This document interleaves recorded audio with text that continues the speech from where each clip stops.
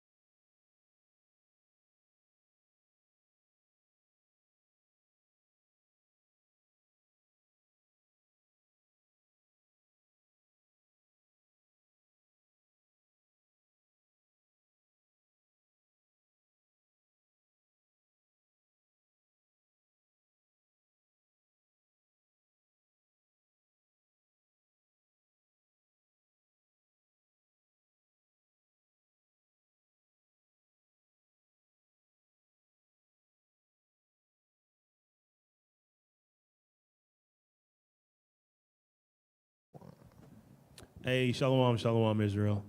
Thank you for tuning in to another Truenation Presents Bible Basics. I am your teacher for this evening. My name is Shahad Ahmad, and my reader to my right, Ayan. good brother Ayan, right? And the class this evening, it is titled Holidays or Holy Days, right? And so we're going to get into comparing the holidays that the world celebrates with the the holy days, ceremonies, and feast days that the Most High has commanded us to keep. Right. So let's why does people often ask or want to know, why does this even matter? Right? Why does it even matter whether or not we keep the feast days? Right? Why does it matter whether or not we keep the holidays? Right? What's the big deal? It's just a good opportunity for families and friends to come together to spend time with one another. Right? But is that all? Is that all of what it is? Let's get into it. Right? Let's go to let's start at Leviticus chapter 10 and verse 10.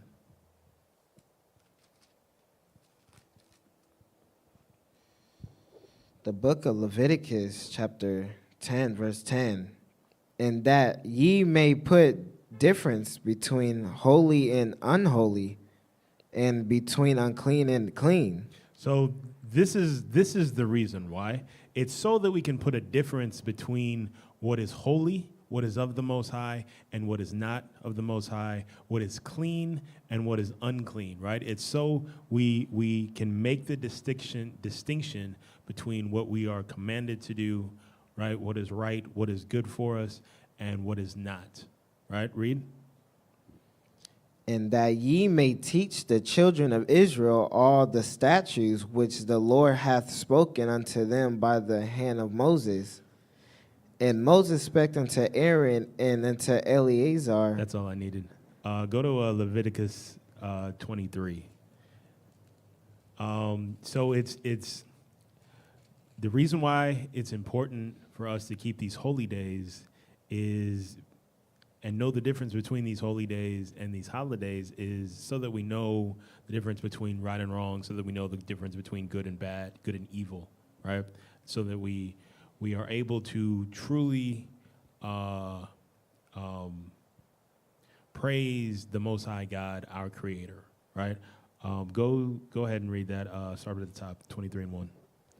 The book of Leviticus, chapter 23, verse 1.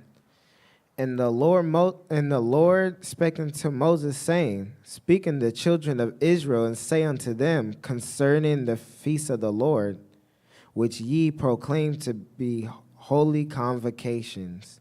And even these are my feasts. Even these are my feasts, right? So these aren't feasts for men, right? These are feasts that the Most High God gave to us as an instruction to do, right? These are his feasts, not our feasts. These are feasts that are, while they're beneficial to us, right, all the glory and all the honor goes to him, right? It is a testament, another testament to how much he loves us, that he has given us an opportunity for us. He has commanded us to do these things, these feasts, come together for these convocations, which benefit us, right? Which are to the strengthening of our communities, the strengthening of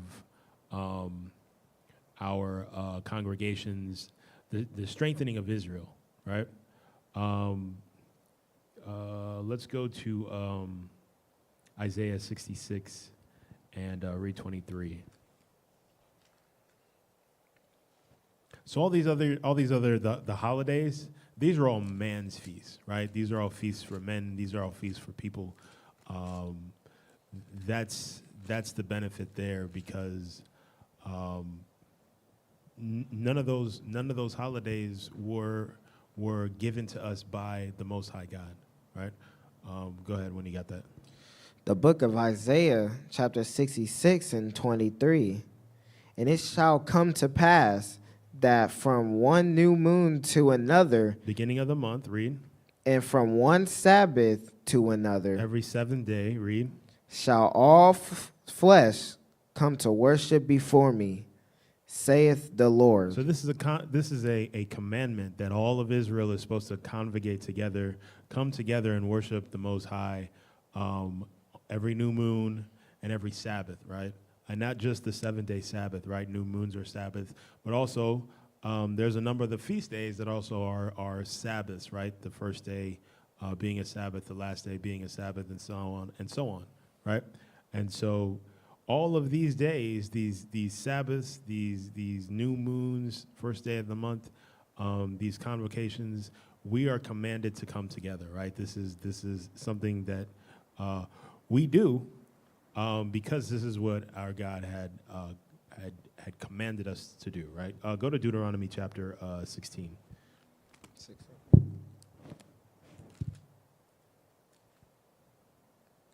And read 16.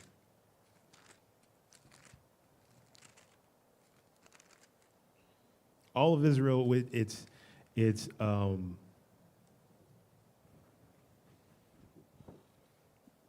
like it said in Isaiah 66 and 23, we're all supposed to come together, right? We're supposed to come together for these new moons. We're supposed to gather together for these Sabbaths. It's not a situation where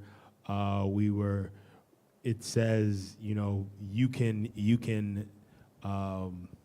have to worry about getting together with your brothers, with your sisters. You don't have to worry about getting together with your community, with your congregation, with other Israelites to keep these Sabbaths and new moons.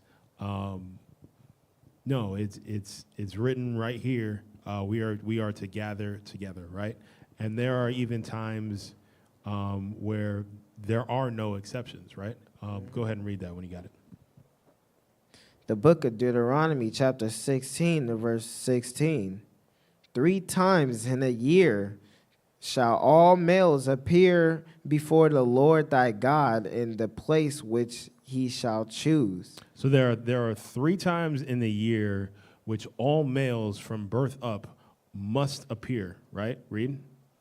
In the feast of unleavened bread. The feast of unleavened bread, read. And the feast of weeks. Feast of weeks. Pentecost, read. And in the feast of tabernacles. Feast of tabernacles or booths, right? Read. And they shall not appear before the Lord empty. And not only is every male supposed to attend each one of these feasts without fail, but you're also not supposed to come empty-handed, right? You're supposed to come bearing something as a token to the Most High, right? As a sacrifice to the Most High, something for the rest of Israel, right? Whether it be a dish or whatever, right? But you're not supposed to come empty-handed, right? Let's go to Deuteronomy 12 and 29. So these are feasts that we are all to keep, right? They're not really optional, right? This is if you are able-bodied, then you should go, right? If you don't have any reason not to go, then you need to gather, right? You should be with your congregation, with your people, with the other people who you have proven to keep the commandments, right? Go ahead and read that. The book of Deuteronomy, chapter 12 and 29. When the Lord thy God shall cut off the nations from before thee, whither thou goest to possess them, and thou succeeded them and dwellest in their land. So when we go and take these lands from these other nations, right, at the hand of the Most High, and He gives us success, right, and we now live on this land. This is now our land, right? Read. Take heed to thyself that thou be not snared by following them. So make sure, right? Be aware. This is a warning. This is an alert. This is a caution, right? Be cautious that you don't be snared by following these other nations, by following the things that they do and have done, right? Read.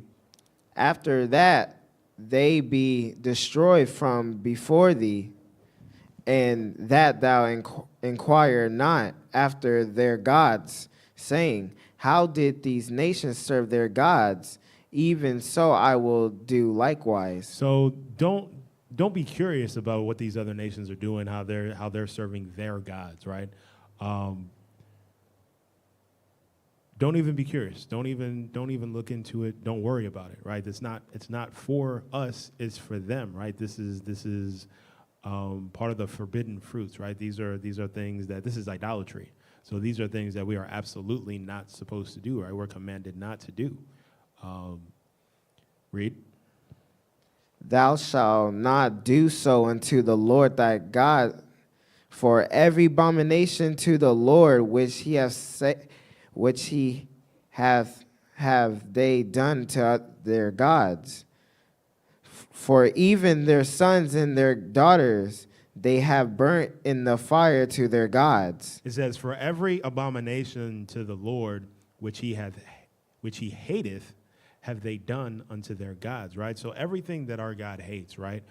Every piece of worship and idolization of these things that he created and these things that his creation made up in their minds to worship and to follow and to idolize and to give power to, these are all the things that the Most High hates, right? He hates these things because these things have no power. They have no power. He is the only power, right? He is the power of everything. He gives everything power, everything light and everything dark, right? So because we are his people, we're not supposed to be following and worshiping and idolizing these things that these other nations worship, participate, and do and follow, right? We're supposed to be separate, right? We're supposed to be set apart, right? That's what holy means. We're supposed to be a completely separate people, right?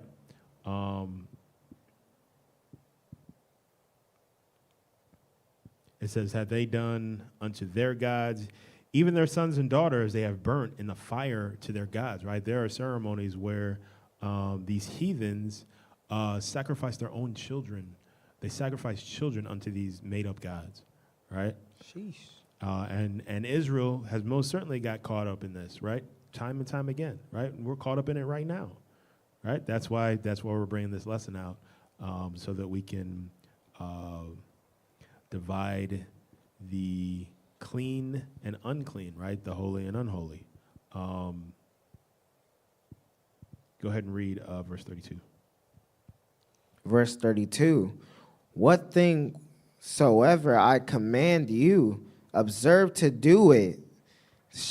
Thou shalt not add thereto, nor diminish from it. So all the commandments we are to do, right? And we're not supposed to be adding more to that commandments, and we're not supposed to be taking away from, right? So as we get into these holy days, these feast days, it's important to keep them the way that we've been commanded to keep them, right? Not to add anything more unto it and not to take away anything from it, right? The way that we observe it is the way that it is brought out to us, right? The way that it is instructed for us to keep it, right? Let's go to 1 Corinthians chapter 10.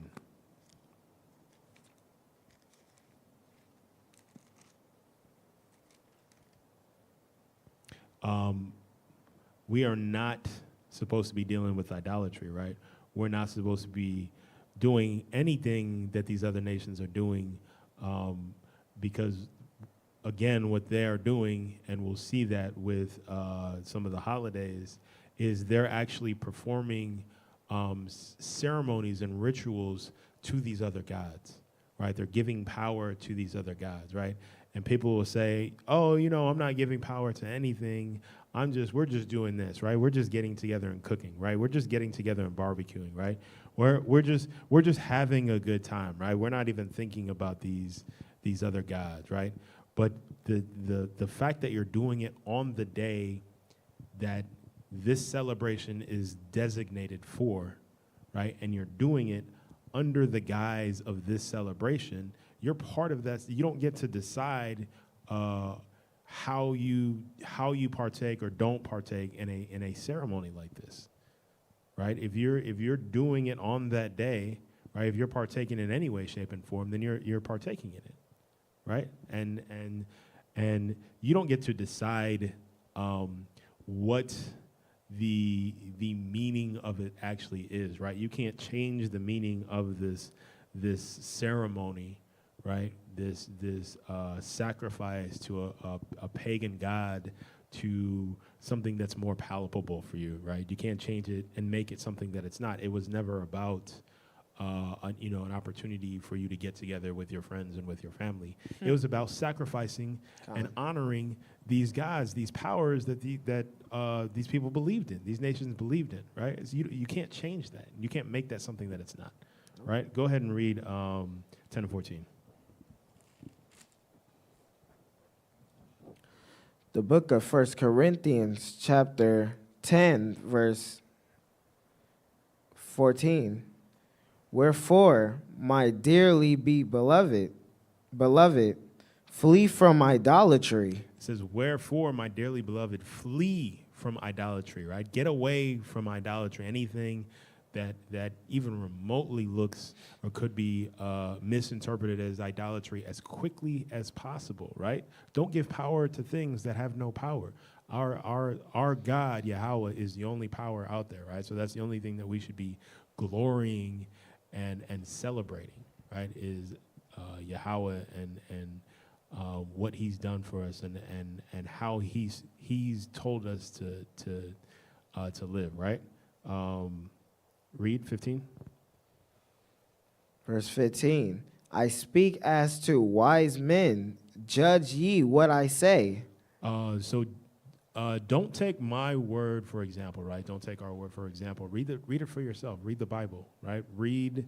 You can Google this stuff. It's well and known, right? It's not a secret. It's not like you have to go into some ancient books and find evidence. It's out there, plain as day, right? So just go look. Just be curious. Don't take my word for it, right? Do your own research. Drop down to verse 19. Verse 19. What say I then?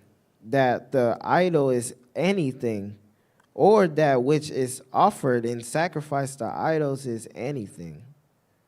Read. But I say that the things which the Gentiles sacrifice, they sacrifice to devils and not to God. So the things that the Gentiles sacrifice to, that these other nations sacrifice to, are to devils, right? And not to Yahweh, right? Read. And I would not that ye should have fellowship with devils. And you shouldn't have anything to do with devils in any way, shape, or form, right? You should be as far away from anything the devils are doing as you can, right? Read.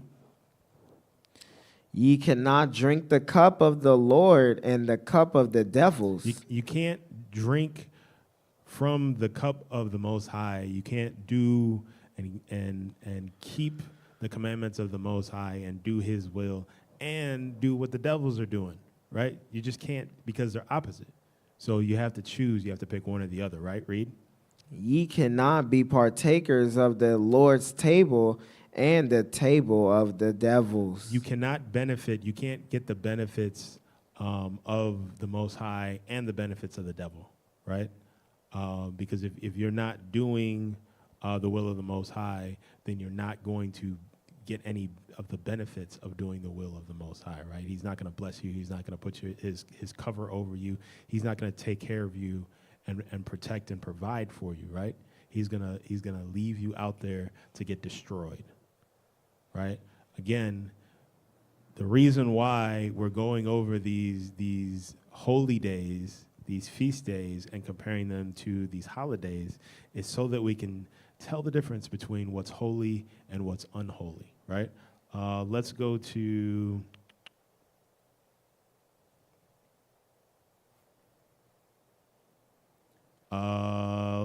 the Sabbath, right? We'll start out with the Sabbath.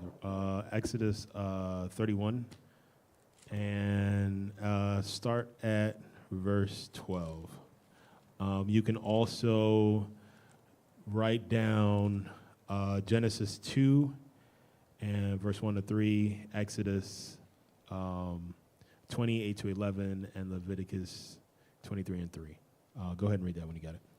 The book of Exodus, chapter 31, verse 12. And the Lord spake unto Moses, saying, Speak thou also unto the children of Israel, saying, Verily my Sabbaths ye shall keep. For it's a sign between me and you, throughout your generations. Throughout your generations, right? So the Sabbath ye shall keep.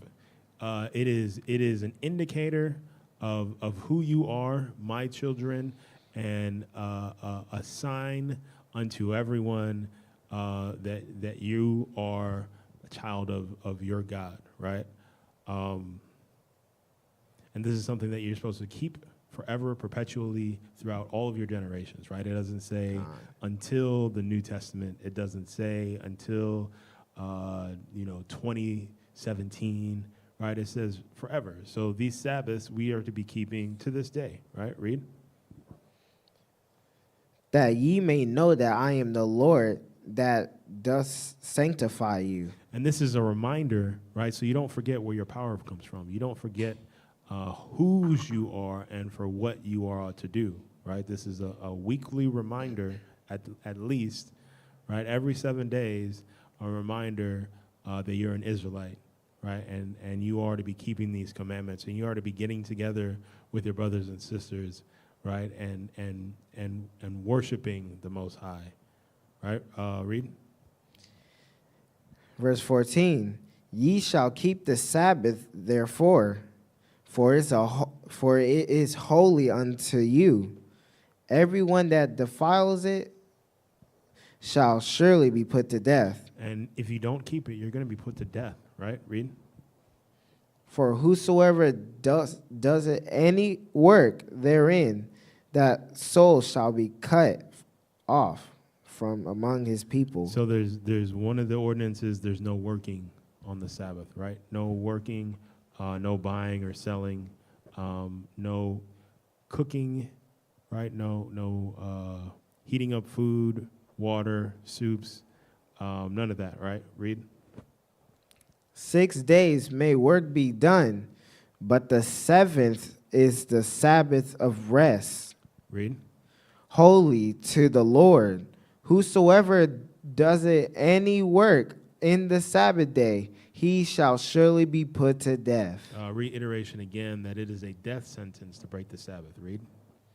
Therefore, the children of Israel shall keep the Sabbath to observe the Sabbath throughout their generations, for its perpetual covenant. Read. It is a sign between me and the children of Israel forever. For in 6 days the Lord made heaven and earth, and on the seventh day he rested and was refreshed. On the seventh day, the Most High rested and was refreshed, right? So he gave us this day for us to also rest and be refreshed. This world that we live in, the other 6 days of the week, this is Babylon, right? And everything out there is against you. And it's an uphill battle every Sunday to Friday, right? And that Saturday should be your day of rest. It should be your day of refuge. It should be your day where you get to dedicate it to your power, your God, and you get to celebrate the Most High with the people who also are doing this work, who love the Most High, right? This is time for us to come together and recharge one another, to lift up one another, right? And to just spend time and get to know one another, right? God. And this is a commandment. This is something that we are commanded to do every week. This is a benefit to us, right? It's a benefit, and so if it doesn't feel like a benefit to you, then you're with the wrong people or you're the wrong people. It's that simple.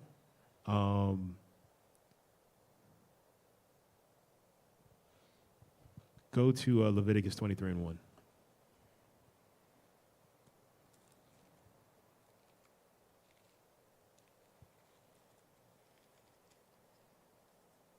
Isn't it great to have the Sabbath every week? Yes. Every like week, right?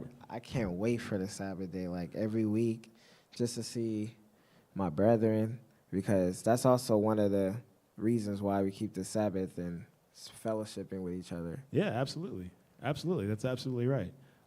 It's a beautiful thing to have people that you can't wait to be around, right? You can't wait to get together and fellowship with like-minded people who are keeping these commandments, right? And who are doing their best to do the will of the Most High. It's a beautiful thing. Yep.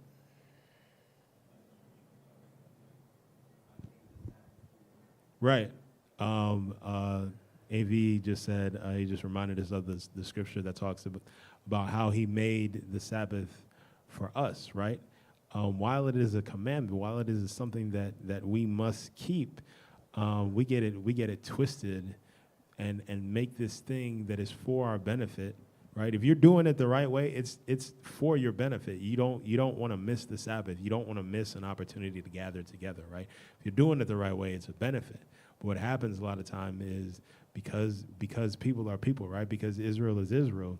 When you tell Israel that they have to do something, that thing becomes a burden, right? Even if it's a benefit, right? Even if it's a glorious thing, it becomes a burden simply because of how stubborn and hard-headed we are, right? We do not want to submit. We want to do our own will. Even if doing our own will is a detriment to us, obviously, a lot of times that's what we want to do, all right? Go ahead and read that from the top. The book of Leviticus, chapter 23, verse 1.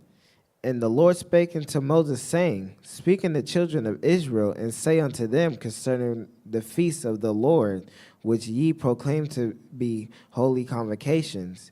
Even these are my feasts. So the feasts of the Lord, right? These are the feasts of the Most High.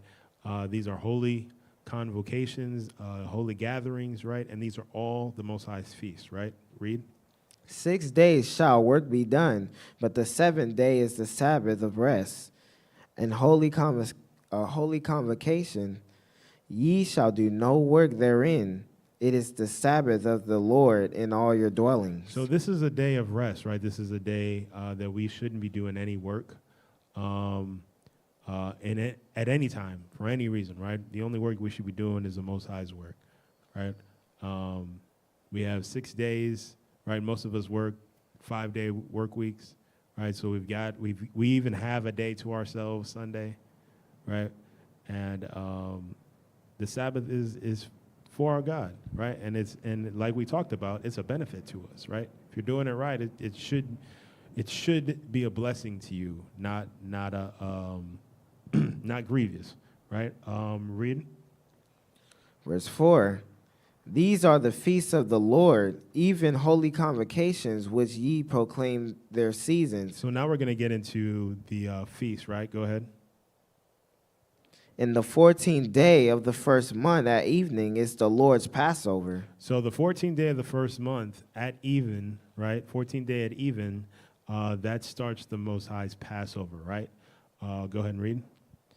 And on the 15th day of the same month is the Feast of Unleavened Bread. And that's also it's also the Feast of Unleavened Bread, right? That's the start of the Feast of Unleavened Bread. Read. Unto the Lord. 7 days ye must eat unleavened bread. And one of the things that we most do for 7 days is eat unleavened bread, right? So for the Feast of Unleavened Bread, we don't partake of any leaven, right? And we've got a number of classes that you can go back and search for and get a thorough breakdown on this and every other holy day, right? Keep reading. In the first day ye shall have an holy convocation. Ye shall do no servile work therein. Read. But ye shall offer an offering made by fire unto the Lord 7 days. In the seventh day is a holy convocation.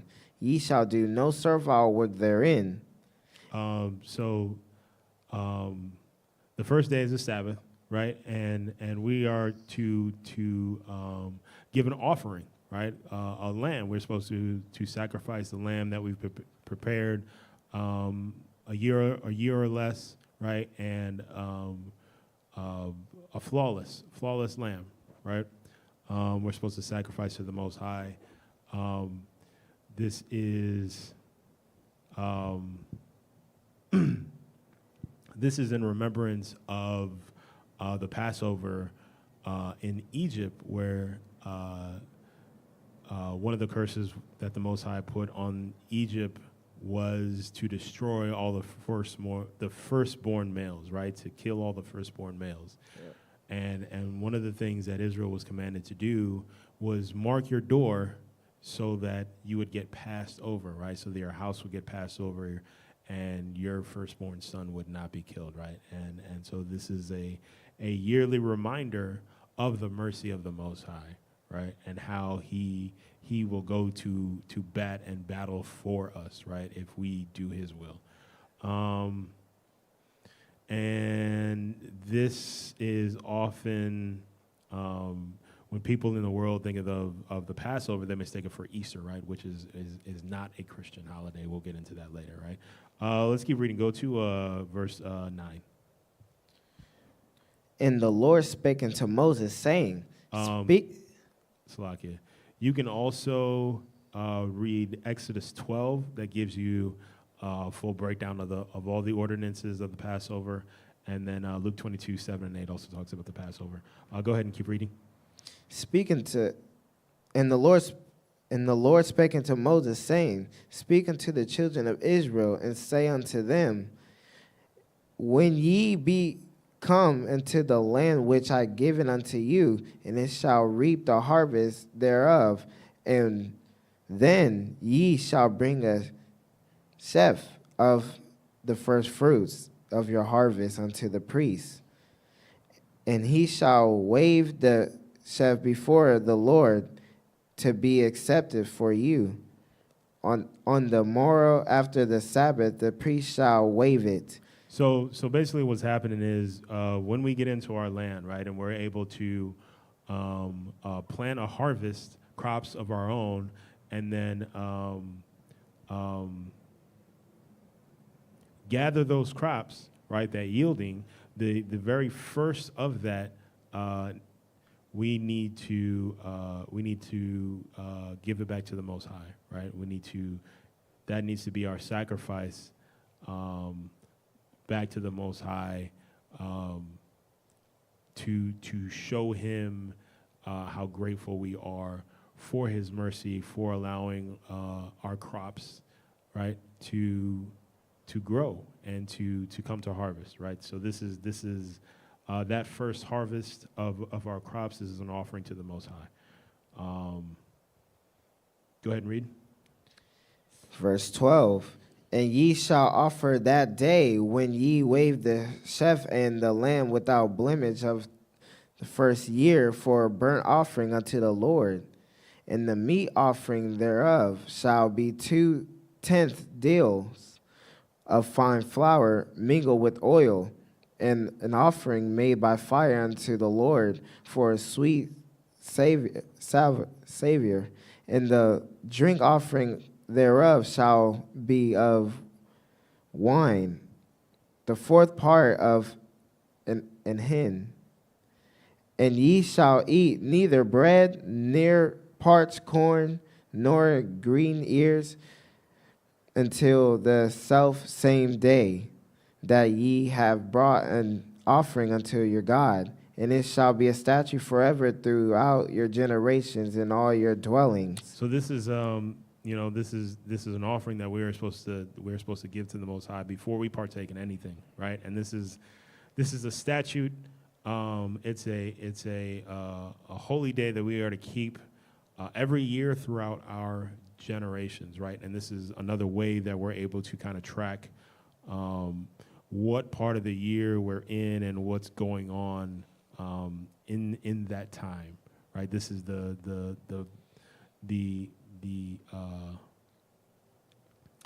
end of the first harvest, right? And this is often, in comparison to the world, this would be a Thanksgiving, right?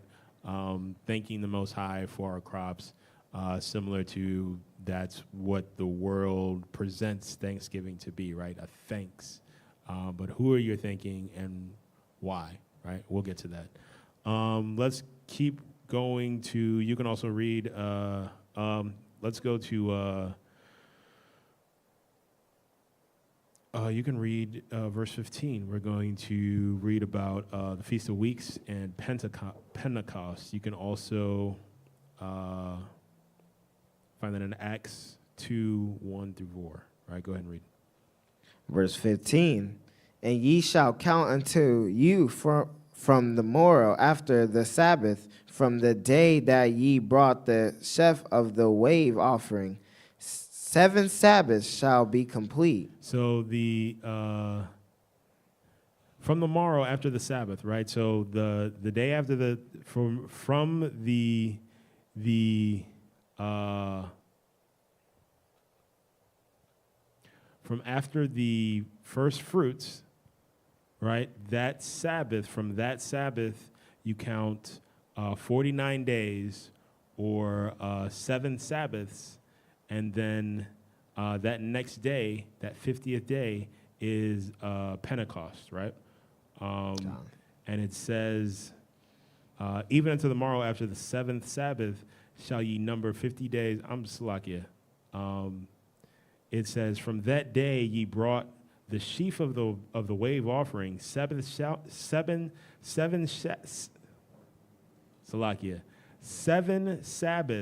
shall be complete, right? Read 16. Verse 16, even unto the morrow after the 7 Sabbaths shall ye number 50 days, and ye shall offer the new meat offering unto the Lord. Ye shall bring out of your habitations unto wave loaves of 2/10 deals. They shall be of fine flour. They shall be baken with leaven. They are the first fruits unto the Lord. And it continues to give you the instructions for the offerings that you are to give for first fruits, right? Read, drop down to 21. Verse 21, and ye shall proclaim on the self same day that it may be an holy convocation unto you.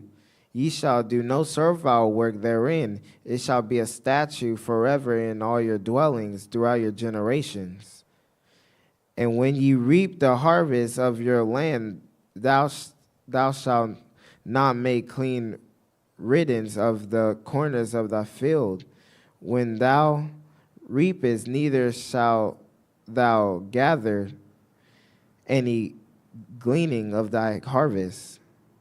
Thou shalt leave them unto the poor and to the stranger. I am the Lord your God. So this is the completion of the early harvest, right? And so we are gathering the crops, and this is 22 is a remind. Well, 2021 is saying that this is a holy conversation, right? And so no work there is supposed to be done on this day, and it's a statute forever, right? Throughout all of our generations, right? All of these feast days, these Sabbaths, these new moons, these are things that we are to be keeping today, right? This is part of our generations. And it says, 22 is it's a reminder of the law of gleaning, right? Which says that when you are gathering your harvest, when you're gathering your crops, you don't gather all of them. You leave a portion of your crops for those who are going without, right? For those who have fallen on bad times, for those who, for whatever reason, don't have the means to take care of themselves, right? And the reason that this is done is so that everyone in your community, right, everyone has the ability to take care of themselves, to nourish themselves, right, to eat, right? And it's everyone's responsibility to ensure that everyone has enough to eat, right? And so that's why you don't gather all of your crops, right? And you are to let those who are in need come onto your land and partake of whatever it is that they need, right? And you're not supposed to be stingy over it, right? You're not supposed to be a niggard over it, right? So let's read about the Feast of Trumpets, right? Go to Numbers 10.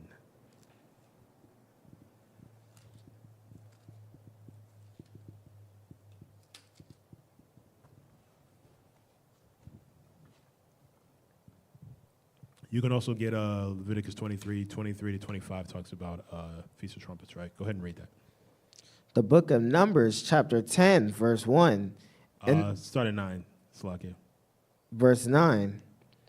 And if ye go to war in your land against the enemy that oppresseth you, then ye shall blow an alarm with the trumpet, and ye shall remember before the Lord your God, and ye shall be saved from your enemies. So this is one of the uses of a trumpet, right? It's a warning and a remembrance, right? Read.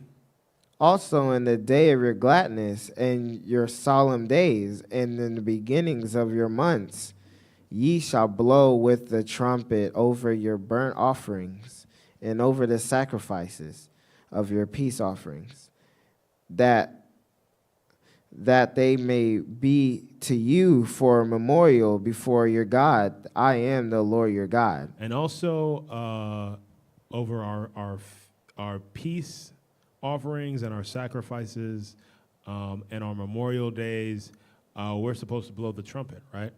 To announce a gathering, right? The trumpet was used to alert Israel, right? And so all of this is a feast of trumpets as a culmination of all the things that we use the trumpet for, right? It's to train us to be spiritually alert and to remember that the thing that we are living to do is to get the kingdom at the end of the day, right? So let's go to Leviticus 23, back to Leviticus 23, and read, start at 27. We're going to read about Atonement. Day of Atonement, right? You can also get this Leviticus chapter 16, and and also in Hebrews 9, right? Go ahead and read. The book of Leviticus, chapter 23, verse 27. Also, on the 10th day of this 7th month, there shall be a day of atonement.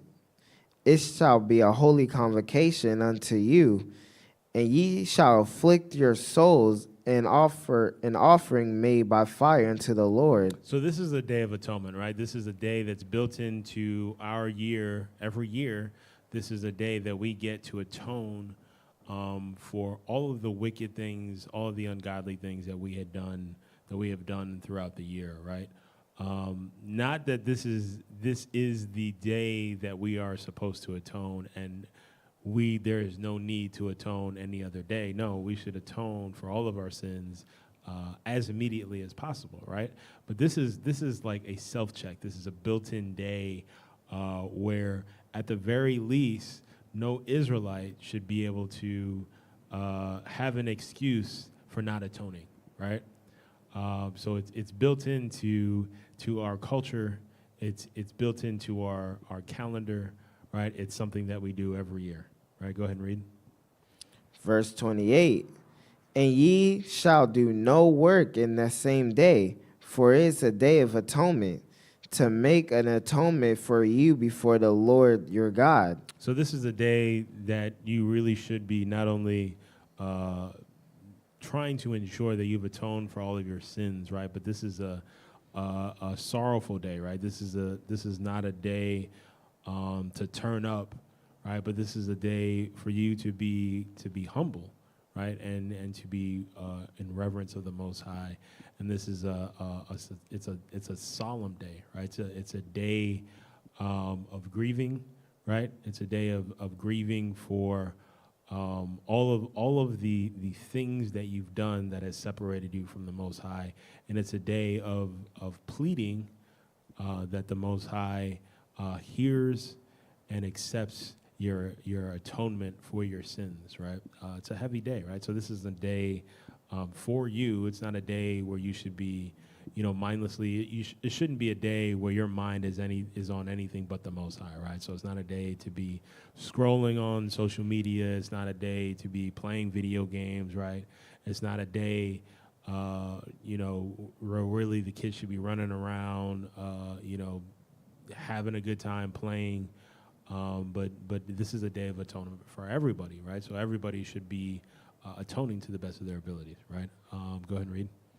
Verse 29. For whatsoever soul it should be not, it be that shall not be afflicted in that same day, he shall be cut off from among his people. And so if you don't afflict yourself on the Day of Atonement, then you're going to be cut off from your people, right? Read. And whatsoever soul it be that does it any work in that same day, the same soul will I destroy from among his people. So if you're going to work on this day, just know that that's a death sentence, right? Read. Ye shall do no manner of work. It shall be a statute forever throughout your generations in all your dwellings. It shall be unto you a Sabbath of rest, and shall afflict your souls. In the 9th day of the month at evening, from evening to evening, shall be a celebration. Celebrate your Sabbath. So this is also another day, right? Where as a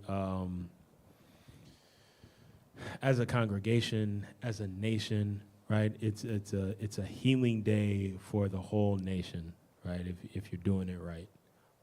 And it's another day for us to connect, and it makes, because we're all doing it at the same time on the same day, it makes the power of that just a little bit more powerful, right? So let's move on to Feast of Tabernacles, right, or Feast of Booths. Let's go to Nehemiah 8 and verse 13, right? You can also get Feast of Tabernacles in Leviticus 23, 33 to 43, and John chapter 7.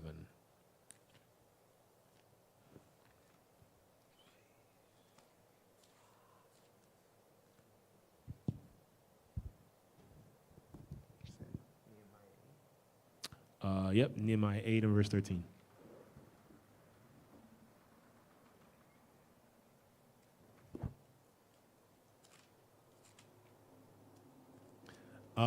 So Feast of Tabernacles, Feast of Booths, right? This is a remembrance, right? This is a reminder of the Most High delivering us out of Egypt, from the Passover.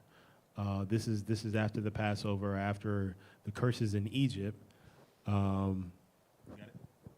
After the curses in Egypt, where Pharaoh let us go, we were in the wilderness. Basically as what's the word I'm looking for?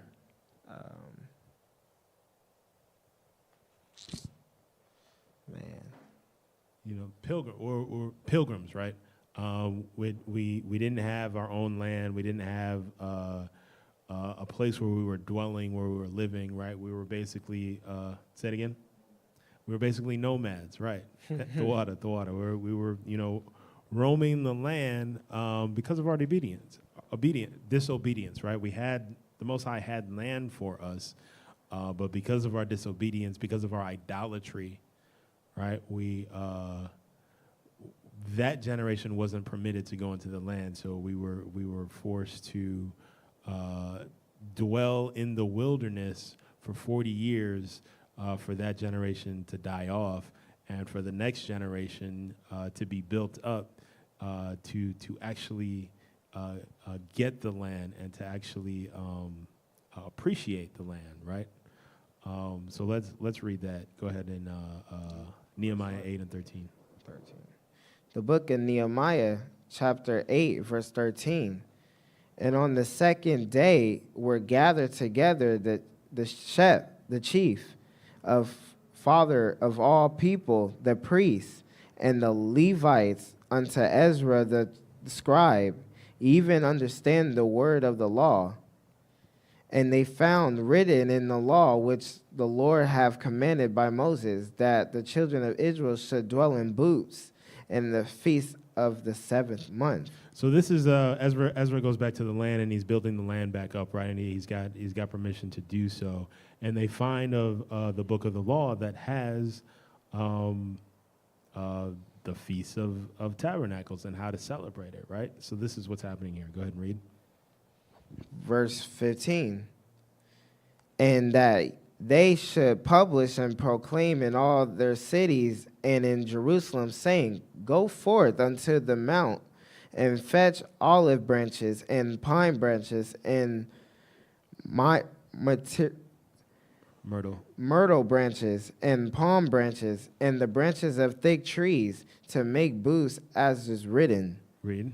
So the people went forth and brought them and made themselves booths, every one upon the roof of his house, and their courts, and the courts of their house of God, and in the streets of the water gate, and in the street of the gate of Ephraim. And all the congregation of them that were come again out of the captivities made booths, and sat under the booths. For since the days of Joshua the son of Nun unto the day had not the children of Israel done so, and there was a great gladness. So because they had gone into idolatry and because they'd gone into worshiping these other gods and doing the customs of these other nations, we had been destroyed and we had lost rulership in our own land. We had been destroyed by these other nations. We had been taken into, parts of us had been taken into captivity, taken to other lands, and our culture was gone, our heritage was gone, our identity. While we still knew we were Israel, we weren't acting or behaving accordingly, right? We weren't doing the things that Israelites do, right? We were Israel, like here in America, doing the things that these other nations do, right? And so it had been quite some time since Israel had actually kept Feast of Tabernacles, right? So this was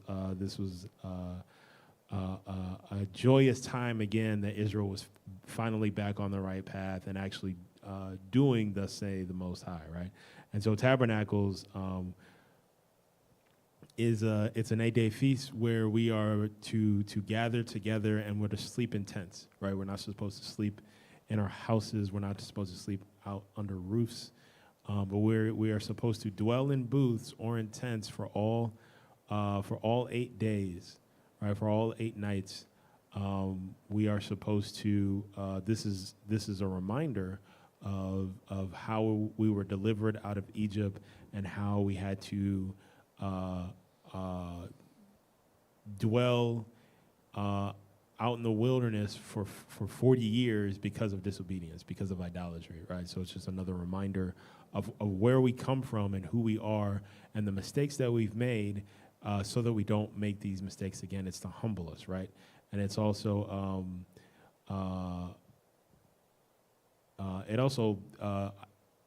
ironically, or maybe not even ironically, right? It also, when you're doing tabernacle with your congregation, with your people, right? It's a joyous time because you get away, you get to get out of the city, you get to get out of the everyday hustle and bustle of Babylon, and you get to dwell in the land, right? You get to dwell in nature, and you get to dwell with your family, right? And you get to completely focus on dwelling with your family and doing things that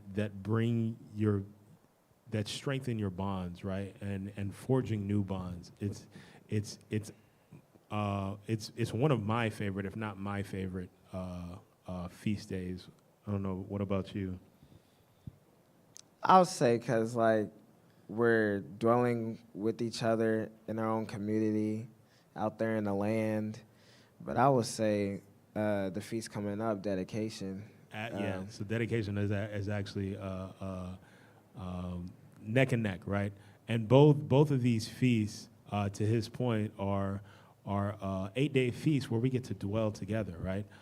Tabernacles is where we get to dwell together out of the land, and we get to be completely focused on one another, right? And then dedication, which is basically an 8-day party, right? Every night we're partying together, we're coming together, and it's always a good time, right? And the biggest benefit to keeping these feasts is building and strengthening these bonds, right? These bonds with people who are also committed in doing the will of the Most High, right? Let's go to Numbers 10 and 10. We're going to read really quick about the new moon.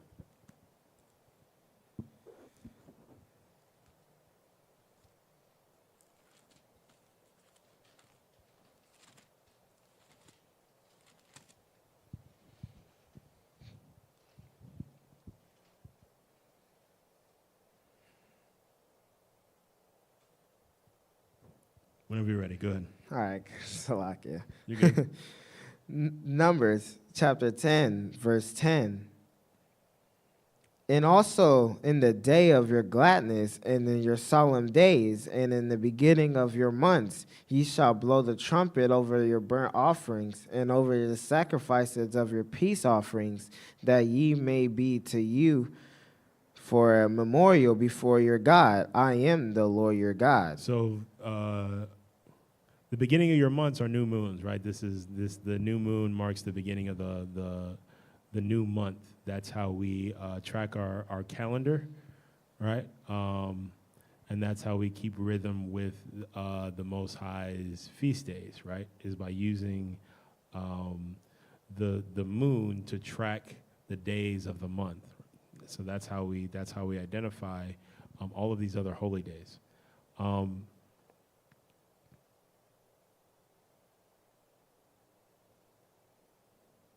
It's a memorial for the Most High.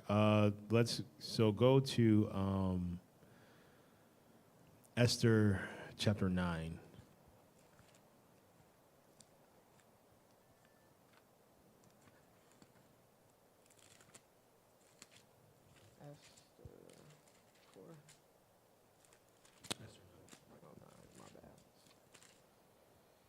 So it's important to know how to track the moon. It's important to be able to use the moon to figure out when the year starts, right? When the beginning of the Israelite calendar starts, so that you're aligned with the holy days according to the Bible, right? So that your day counts are accurate throughout the year, so that you're getting these holy days, you're having these ceremonies, these feast days on the correct day, right? On the day that the Most High has for us to observe these days, right? So it's important that you're doing it right? This is the time where we're supposed to be getting it right. It's not a situation where we do it to the best of our abilities, and then in the kingdom, that's when we'll know how to get it right. No, right now is when we are obligated to get all of these things right. So it's important that we get all of these things right? It's important that we do the research and we get the understanding, and then we do it according to that understanding, right? Go ahead and we're going to read about Purim. The book of Esther, chapter 9, verse 1. Verse 20. Verse 20. And Mordecai wrote these things and sent letters unto all the Jews that were in the provinces of the king Ahasuerus, both nigh and far, to establish this among them, that they shall keep the 14th day of the month of Adar, and the 15th day of the same yearly, as the days wherein the Jews rested from their enemies, and the months which was turned unto them from sorrow to joy, and from mourning unto good day, that they shall make them days of feasting and joy, and of sending portions one to another, and gifts to the poor. And the Jews undertook to do as they had begun, and as Mordecai and written unto them. Read. Because Haman, the son of Hamadathiah. Hamadathiah and the Agagite, the enemy of all the Jews, have devised against the Jews to destroy them, and had cast Pur, that is the lot, to consume them and to destroy them. So long story short, Haman basically wanted to have all the Jews destroyed, right? And so he concocted this plan to get the word out, to have everyone, all of these other nations, run up on and kill all of the Jews, right? And lo and behold, because of the faith of Esther in Israel, his plot was found out and foiled. And so this is a celebration of the destruction of Haman, right? Of the power and the will of the Most High. Read. Verse 25. But when Esther came before the king, he commanded by letters that his wicked device, which he devised against the Jews, should return upon his own head, that he and his sons should be hanged on the gallows. So the Most High set it up that he and his sons be killed for his devising against the children of Israel. You should definitely go ahead and read this whole account, but for time, let's drop down to 31. Verse 31, to confirm these days of Purim and the times appointed, according to Mordecai the Jew and Esther the queen, had enjoined them as they had decreed for themselves and for their seed the matters of the fasting and their cry. And the decree of Esther confirmed these matters of Purim, and it was written in the book. And it was written in the book, right? So it is confirmed that this is a feast that we are to be keeping yearly, right? And it is, let's go to, we're going to do Feast of Dedication, 1 Maccabees 4.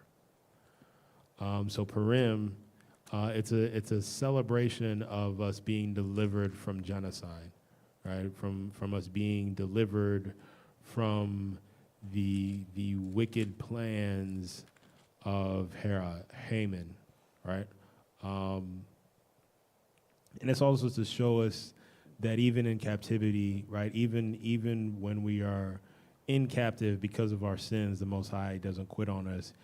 He still has the will and the desire to save us, and so we should never give up, right? Go ahead and read that when you have it. From the top. 4 and 36. This is the Feast of Dedication, also known as Hanukkah. The book of 1 Maccabees, chapter 4, verse 32. 36. 36. Then Judas and his brethren, behold, our enemies are discomfited. Let us go up to cleanse and dedicate and sanctuary. It says, then said Judas and his brethren, behold, our enemies are discomforted. Let us go up to cleanse and dedicate the sanctuary, right? So this is a situation where Judas Maccabeus and his brethren and all the holy men of Israel had destroyed the enemies in the land, and now he's saying, let's go back into the land and let's clean it up of all the filth from the heathen, from the other nations, and let's also dedicate the sanctuary back to the Most High, right? Drop down to 47. 47. Chapter 47. No, I'm sorry. Verse 47. You got it. Verse 47. When they took whole stones according to the law and built a new altar according to the comfort. Read. And made up the sanctuary and the things that were within the temple and hallowed in courts. They made also new holy vessels, and unto the temple they brought the candlesticks and the altars of the burnt offerings and the incense and the table. So this is some of the things that they did to build back up the temple, right? Drop to verse 52. Verse 52. Now on the 20th day of the 9th month, which is also called Casalu. The month of Casalu, the 29th day, the 25th day of the 9th month, which is Casalu, read. In the 140 in the 8th year, they rose up betimes in the morning and offered sacrifice according to the law upon the new altar of burnt offerings which they had made. So they had the ability now to offer a sacrifice unto the Most High in the clean temple, right?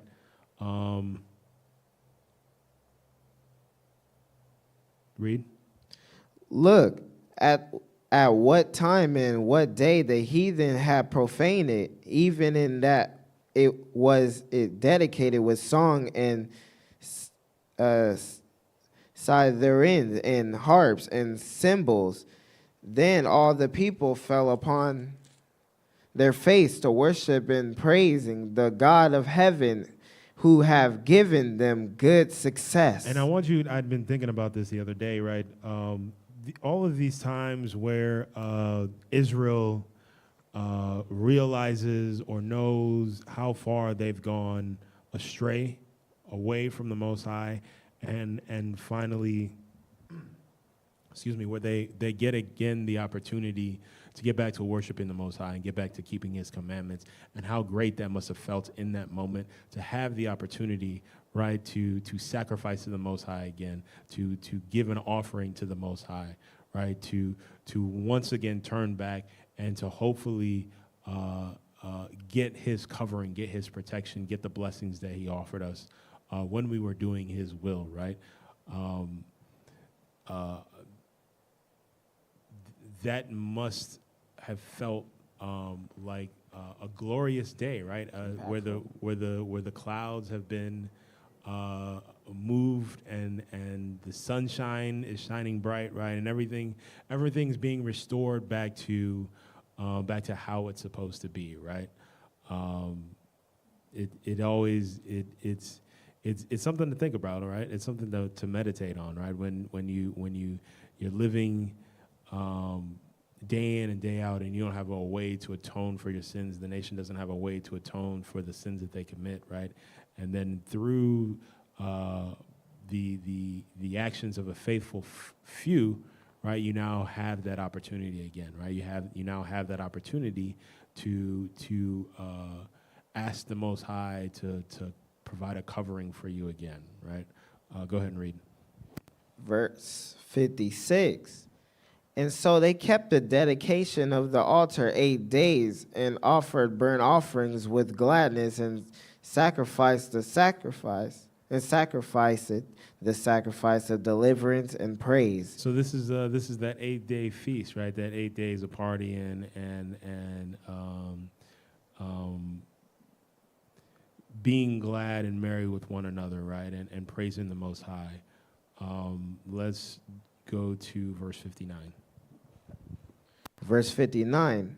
Moreover, Judas and his brethren with the whole congregation of Israel ordained that the day of the dedication of the altar should be kept in their season from year to year by the space of 8 days, from the 25th day of the month of Caslu, with mirth and gladness. So for 8 days from the 25th day of the month of the 9th month, Caslu, we are to keep the Feast of Dedication, right? And that today, what that looks like for us is 8 days of gathering together in the evening after, a hard or maybe not so hard day at work.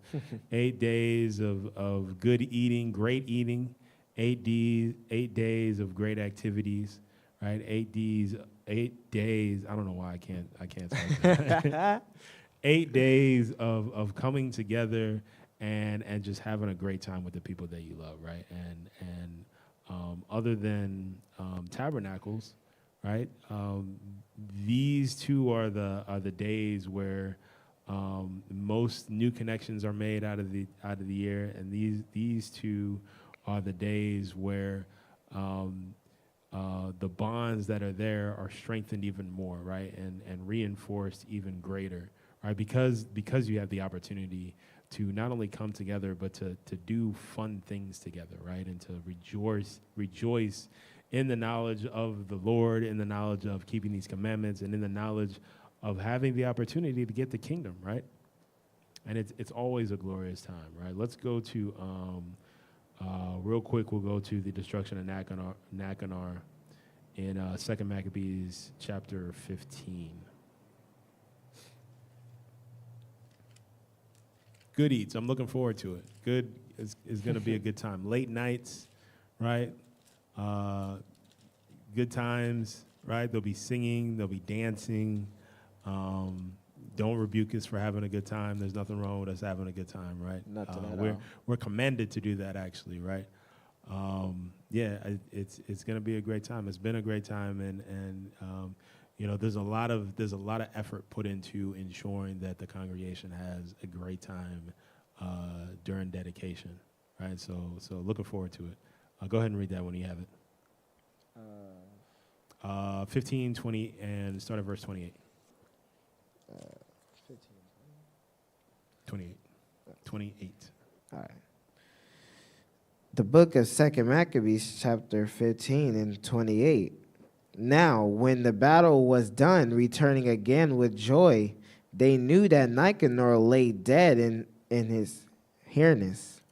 So this is when we defeated that wicked Nicanor, right? Read. Then they made a great shout and noise, praising Almighty in their own language. And Judas, who was ever the chief defender of the cities, both in bodies and minds, and who continue his love toward his countrymen all his life, commanded to strike off Nicanor's head and his hand and his shoulder and bring him to Jerusalem. So when he was there, and he had called them of his nation together and set the priests before the altar, he sent for them that were of the tower and showed them the vile Nicanor's head and the hand of the blasphemer, which with proud brags and had stretched it out against the holy temple of the Almighty.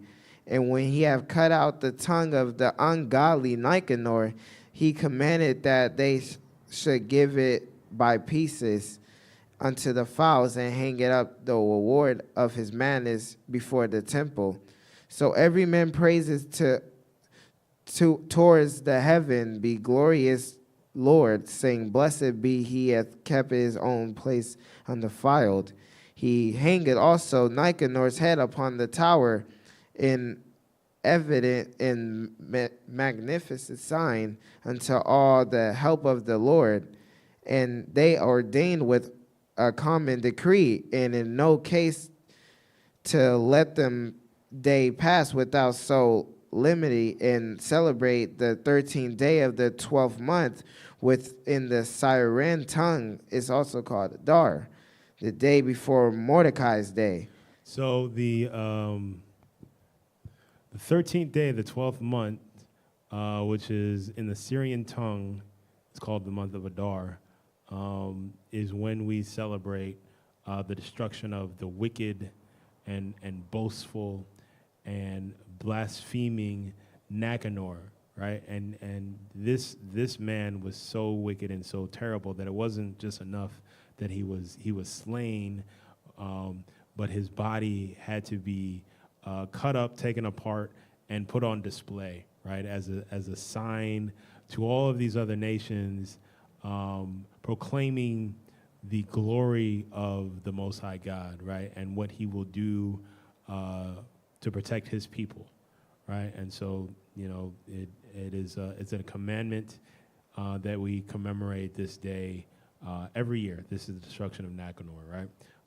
Let's go to 1 Maccabees chapter 13 and read about the memorial of Simon. Go ahead when you got it. The book of 1 Maccabees chapter 13 and 51. And entered unto the 23rd day of the second month, in the 171st year, with thanksgiving and branches of palm trees, and with harps, and with cymbals, and with violets, and with hymns, harms, and songs, great, and was destroyed a great enemy out of Israel. He ordained also that they should be kept every year with gladness. Moreover, the heel of the temple that was by the tower he had made stronger than it was, and there he dwelt himself with his company. So this is Simon, right? The last of the the Maccabean brothers, right? And he was able to deliver Israel from their enemies, right, and get back the land. And so this is a celebration of his leadership and his deliverance because of his faith and his trust in the Most High. It's a memorial, a reminder to us all that if we serve the Most High, if we do His will, if we make Him glad, right, He will deliver us from our oppression. He will return us back to our former glory, right? But we have to do our part. We have to do our part, and we have to keep His commandments, right? Which include keeping these holy days, right? And so let's get into these holidays and why we must abstain, right? Why we must stay away, get out of keeping these holidays. So let's go through them, right? Try to get through these pretty quickly. Christmas, right? The origins of Christmas. This is what it says, right? The date December 25th lines up with Roman midwinter festivals like Saturnalia and a feast to Sol Invictus, right? The conquered sun, established by Emperor Aurelian in 274 CE, right? Says evergreen trees and wreaths were common pre-Christian symbols of life and resurrection among various pagan cultures, right? Amongst various cultures that don't follow the Most High God. So like it says in Jeremiah 10, 2-4, we're not supposed to be partaking after the way of the heathens, right? We're not supposed to be doing the things that the heathens do. Actually, let's get that real quick. Go to Jeremiah 10 and 2. The book of Jeremiah, chapter 10, verse 2. Thus saith the Lord, learn not the way of the heathen, and be not dismayed at the signs of heaven, for the heathen are dismayed at them. Read. For the custom of the people are vain. For one cutteth a tree out of the forest, the work of the hands of the work of man with an axe. And that's that Christmas tree that you see people go and grab every year, right? How do I know? How do we know? Keep reading. They deck it with silver and with gold. Isn't that what happens every Christmas season? Right, people go out, cut down a tree, or now they can just go to tree farms and pick the tree that they like the best, pay for it, strap it to their car, take it home, put it up in their house, and then what do? They decorate it, right? They put lights on it, they put ornaments on it, right? This is all heathen customs. This is all sacrifices to heathen gods and has nothing to do with Christ, his birth, or the Most High, right? Its origins are in idol worship and winter sun festivals, right? That has nothing to do with the Most High. Did you finish that? Nah. Go ahead, keep reading. They fasten it with nails and hammers that it move not. And so, I know a little bit about Christmas trees because I wrongly kept Christmas at one time, unknowingly, right? You have to fasten them. You have to secure them. They make bases now where you just have to put the tree in there and fasten the base to it, and it'll keep the water in there to keep it from drying out, and it'll keep it upright, right? This is this is clever marketing. This is a way that these wicked nations have found to prosper off of idolatry, off of worshiping other gods, right? And they give it to you in a way in which you're focused on all of the benefits for you and your family and your kids, right? Not understanding or not caring that this has nothing to do with Jesus, has nothing to do with the Most High, has nothing to do with the feast that the Most High proclaimed for us to keep, right? You finish it? Con. Verse 5. No. Let's get Easter, right? And so the feast that we keep instead is the Feast of Dedication or Hanukkah, right? And it's right around that same time. But instead of having one day, we have 8 days. We have 8 days of partying. We have 8 days of celebration. We have 8 days of celebrating the Most High God, right? That's way better than any Christmas I've ever had, right? Every Feast of Dedication that I've had has been better than any Christmas that I've had. And it gets better. And it continues to get better. Right? And we're doing it to serve our God, right?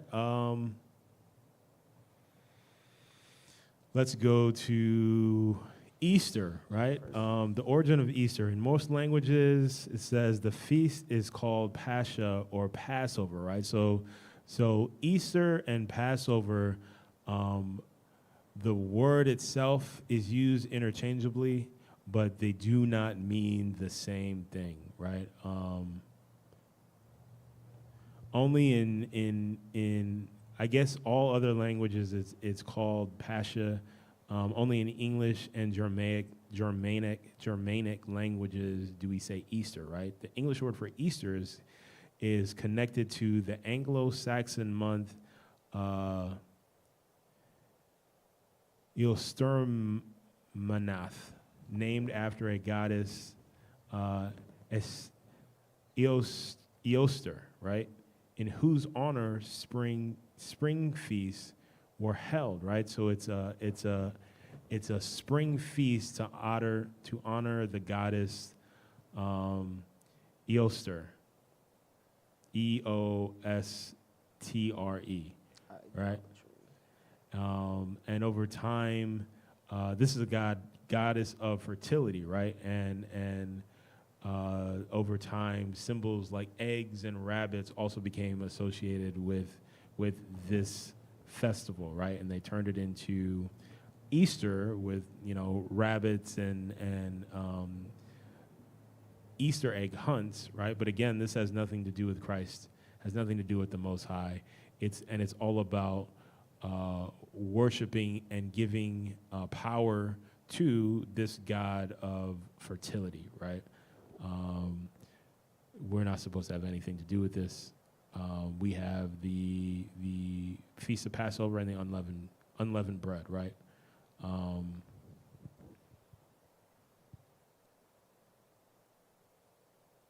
This Easter has nothing to do with Christ, has nothing to do. This celebration has nothing to do with the actually Passover of the Bible, right? It has nothing to do with it, and it's not something that we should be partaking in, right? So stay away from that Easter bunny and taking pictures. Stay away from decorating eggs, going on Easter egg hunts. Keep your children away from that stuff too, right? Because that's not something that we are supposed to be. We should have anything to do with, right? That is the work of devils. And it's idolatry. We have Passover and unleavened bread. We have first fruits, right? And those holy days are in celebration of our God, right? New Year's on January 1st, right? The beginning of the Gregorian calendar, right? The month January is named after the Roman god Janus. Janus is the two-faced god of beginnings, gateways, and transitions, right? Romans honored Janus at the start of the year, marking doors, making offerings, and celebrating transitions, right? So even the new year is a celebration of a pagan god, right? And like I said earlier, all of these gods are creations of man, right? None of these things actually have power. None of these things have the ability to save other nations, right? None of these fake beings have any power to do anything, right? And that's why we're not to have anything to do with them, right? These are for these other dumb nations who aren't the chosen people of Yahweh, right? These are distractions. These are things to basically to test us at the end of the day, right? Are we going to listen to our God, or are we not going to obey our God and get distracted and caught up in what these other nations are doing, right? So yeah, we shouldn't have anything to do with New Year, no countdown, because that's not the actual start of the new year, right? Everything is dead. It's still winter, and it has nothing to do with the Most High. It's actually originates from the god who the month is named after, the god Janus, right? That's an easy one. Our first month is Abib, and it's in spring when things are growing. When it's a new beginning, right? It's the new year, right? And so that's when it is appointed for us to keep the new year, right? Valentine's Day, February 14th. It is often traced back to the Roman festival Lupercalia, a mid-February festival for purification and fertility involving animal sacrifices and fertility rituals. Fertility rituals are a big thing in these heathen god celebrations, right? It was later tied to various Saint Valentines, with romantic love becoming central in the Middle Ages, right? But again, this has nothing to do with the Most High, has nothing to do with Christ, has nothing to do with anything that we see in the Bible, right, that we are supposed to be partaking in. It's often references with Cupid, this flying white baby with wings that shoots arrows, arrows that will make you attractive to someone who you want to be attracted to, right? The idea being that there's someone for everyone. None of this stuff. This is all nonsense, right? And at the origin of it is again Roman stuff, other nation stuff, right? It has nothing to do with us. It's not something that we are supposed to be dealing with, right? Much of modern Valentine's pushes lust, fornication, and emotional idolatry, rather than keeping these laws, right? Rather than loving the Most High and loving your neighbor as yourself, the way that the commandments instruct us to, right? So the thing that we should be doing instead is every day loving righteousness, right? And not concerning ourselves with one day that's fueled by Roman fertility festival spirit, right? Let's stay away from that. Halloween, this should be a no-brainer, right? Satanic. October 31st. It is rooted in the Celtic festival Samhain, marking the end of the harvest and beginning of winter. People believed the boundary between the living and dead was thin. They lit bonfires and wore costumes to ward off spirits, right? So this is a celebration where people actually did things to ward off evil spirits, right? The things that they did, bonfires and wore costumes, right, to try to scare spirits away, right? None of this is biblical. It has anything to do with the Most High, right? The way that we are to rid ourselves of spirits are to keep the commandments. The way that we are supposed to protect ourselves from any evil is to keep the commandments, right? We don't need a day to get dressed up. We don't need a day to light bonfires, right? We need to keep the commandments, right? It says it later merged with All Saints Day, All Hallows, to become All Hallows Eve, right, or Halloween. And it just has to do with glorifying death, witches, demons,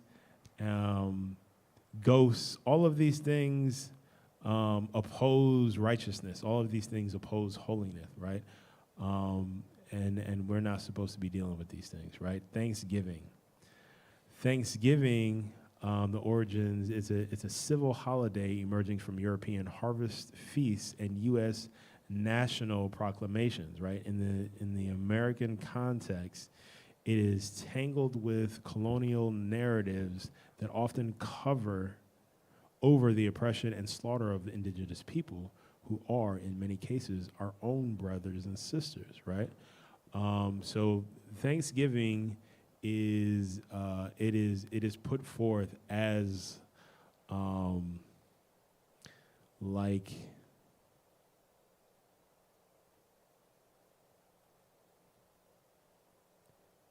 a feast of first fruits, right? It's put forward like an offering, but what it actually is it's a celebration of oppression, right? It's a celebration of the nation that came over here and slaughtered our indigenous brothers and sisters, right? It's a celebration of the slaughter and the near genocide of our brothers and sisters, the Native Americans who dwelled on this land, whose land this was, right? This was their land, and these other nations came over, right, and decided that they wanted the land for themselves. They had a right to this land via God giving them a right to this land, right? A thing called manifest destiny, and they used this understanding as a way to justify the slaughter of the natives here in this land, right? And this is just another form of oppression. This is just another form of the curses that we face for not keeping the commandments, right? Because the natives here, right, the native Israelites here went heavy, in the Americas, went heavy into idolatry, right?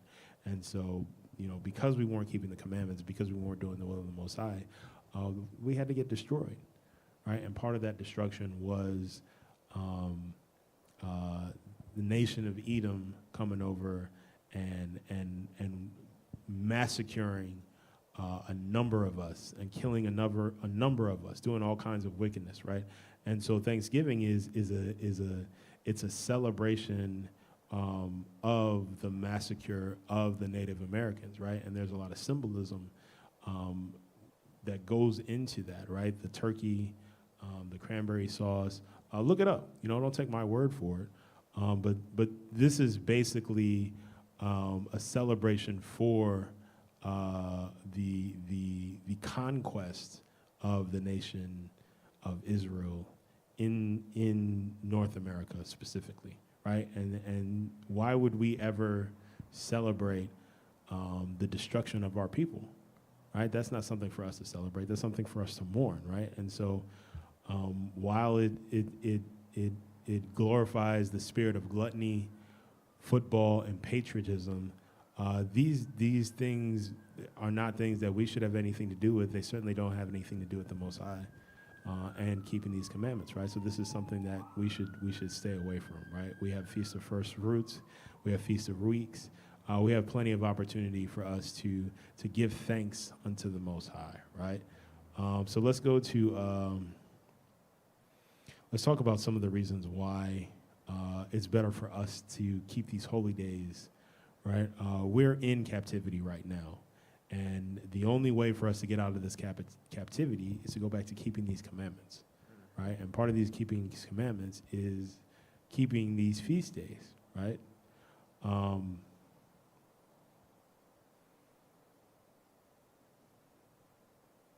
Read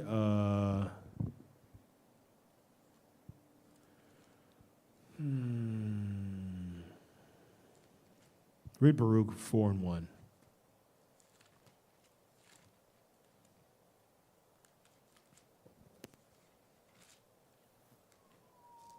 We've completely lost our identity. We've completely lost our culture. We don't know who we are. We call ourselves a color, right?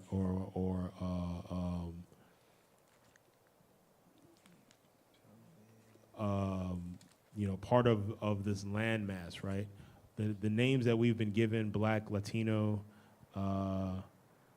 Native, minorities, right? All of these other bywords and names that they call us, right? All to keep us from really knowing and really understanding and really learning who we are, right? That's why we need to turn back to our God, right? Go ahead and read that when you got it. The book of Baruch, chapter 4, and verse 1. This book of the commandment of God, the law that endureth forever, all they that keep it shall come to life, but such as leave it shall die. So this is the book of the law, and the law is forever, right? And we that keep it, right, have the opportunity for everlasting life, and we that do not keep it are destined to eternal damnation, right? Destined to that fiery grave, that fiery pit of death, right? And so all of these feasts, like it says in Leviticus 23 and verse 43, these feasts are a memorial, right? These feasts are for us to remember who we are, for us to remember what our culture is, remember who our God is, and what we are being called to do by our God, right? These holy days also protect us from idolatry and confusion, right? If we are keeping these holy days and observing them the way that we are supposed to be doing,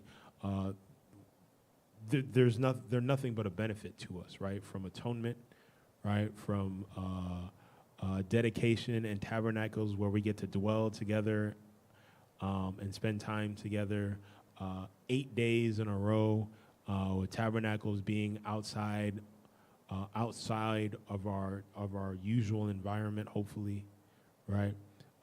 Where we're not exposed to the nature of Babylon, but most high willing, if you have the opportunity, you're able to get on a piece of land with your people, and you're able to enjoy one another, right, and enjoy the land, and not worry about the hustle and bustle of wherever it is that you live, right, that is filled with wickedness.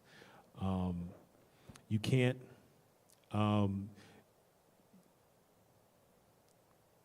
These feast days are better if you're doing them right than these holidays that the people keep, right? I've never had a holiday in the world that can measure to any of the feast days that I've had in the truth, right? By far, it's not even close. So like I said earlier, if your feast days aren't something that you look forward to, it's either the people that you're congregating with, or you're the problem, right? So yeah, the reason why we need to get back to keeping the holy days and forget about these holidays is because at the end of the day, they're unclean and they're unholy, right? And they keep us from our God, and these things they're meaningless, they're worthless, they're nothing, right? At the end of the day, the only thing that they exhort is man, even if it's